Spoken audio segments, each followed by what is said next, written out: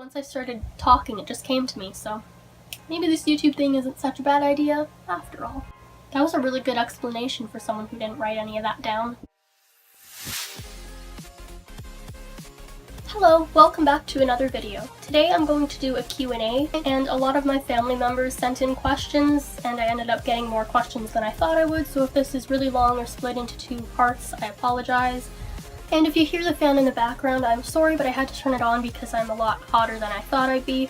Probably because I'm sweating, because I'm nervous, because I ended up putting less information in the script in order to try to get me to talk more, so if I forget a lot of words or I'm stuttery, if there's a lot of confusing word, slow, hard to watch language, then I'm very sorry, but I'm doing my best as someone who suffers with anxiety.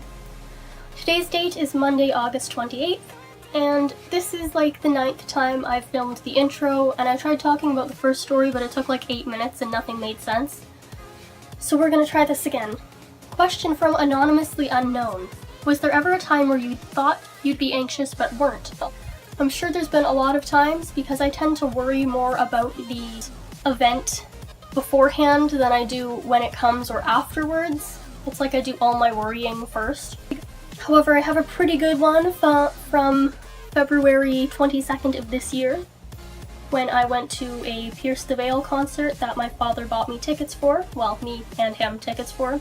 And I was really excited when he told me, but then I started getting nervous because I'm like, well, what if I can't do it? Like, what if I go there and I have a huge panic attack and I throw up on the ground and it's just really embarrassing? Like, what if that happens? Like, I don't want to go there and have a panic attack. So I think this is also an example of agoraphobia because I was thinking about avoiding an event. So I started getting even more anxious as it came closer to the concert, and then on the day of the concert I was really questioning. I'm like, I don't know if I should do this.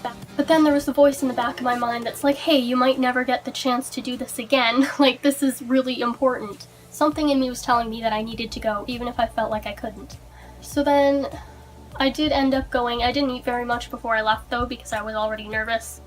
And my dad drove us there and we couldn't find parking, so that gave me anxiety too, which is weird, but I guess when I'm like triggered or when I'm anxious already, then any little thing can set me off.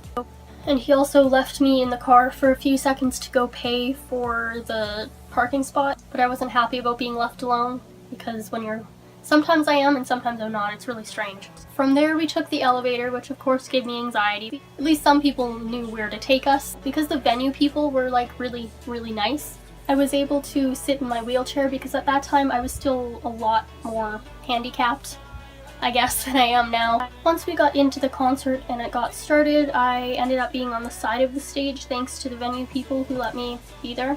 So I was a lot closer and I could see a lot more of the bands. It was Crown the Empire, Falling in Reverse, and Pierce the Veil, by the way. Pierce the Veil is like my favorite band ever. Just so you know. They're like a screamo, emo alternative. I don't even know what you classify them as, honestly, but we realized that we didn't have as good of a view as we anticipated because we thought we'd be at the front, like right in front of the barricade, but obviously that's way too unsafe. So the side was good, like it had a much better view than most of the people in the crowd probably could see, but it was still like really off with the wires and the big speaker that made the sound all weird. Even with my earplugs, I had to take them out because it wasn't cooperating. But once I adjusted to the fact that concerts don't sound like they do on the album, and like it's supposed to sound live, and people are supposed to be more energetic, then I kind of relaxed a little bit. I'm like, oh, like this is a different kind of scenario, but I kind of like it. But it would make sense to have a panic attack. Like, it's the perfect setup for someone with anxiety to have a panic attack because there's a bunch of really bright, weird spotlight things, super duper loud music, screaming people, a whole ton of crowd, like a crowd of people, a huge crowd of people. Somewhere where you're kind of required to have fun, and my anxiety often makes me not have fun. That's probably one of the reasons why I say all the time that I don't like fun. However, it was just a really amazing experience and I'm so glad I decided to go. Sometimes I think you just have to do things despite what your anxiety is telling you, otherwise you could miss out on the best night of your life, and I would have missed out if I decided to stay home, and that would be really depressing because this has opened me up to so much more. And Falling in Reverse is now one of my dad's favorite bands because they had a really awesome stage personality, and it's just, music is actually life-changing. I used to listen to just pop stuff before, and I didn't really like it. Like, I'm like, oh, this is my favorite song, but I wasn't like so in love with it that I couldn't do anything else. And this whole concert experience has just made me love music even more. Questions from Yahoo Wahoo 1, hope I'm saying that right. Is anxiety genetic? I'm not entirely sure. I looked it up on the internet because I thought that it can be, but it also can't be, and I'm kind of right in that aspect, because as far as I know, it can be passed down as a trait to have a mental illness, sort of, kind of. And my mom had anxiety, which is why I think I have anxiety. But it can also be circumstantial and caused by environmental things, or like trauma or abuse, or any sort of thing like that can also lead to having a mental illness. Not that I've been through much of that in my life, but when I looked it up online, some studies show that it can't be, like it's not passed down, but then also some recent ones say that it can be. So basically, people don't really know, but I think that it can be, and it tends to be. That's my opinion. But it's not purely genetic, if that's what you're asking. What anxiety disorder do you think is the worst for you? Social anxiety disorder is what I struggle with the most right now, as I've been working very hard on overcoming my knee phobia kind of thingies, as well as generalized anxiety disorder. Like, that one's the most annoying one.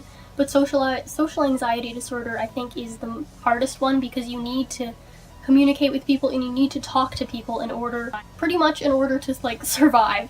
Do you find certain things trigger your anxiety, and how do you overcome it? Yes.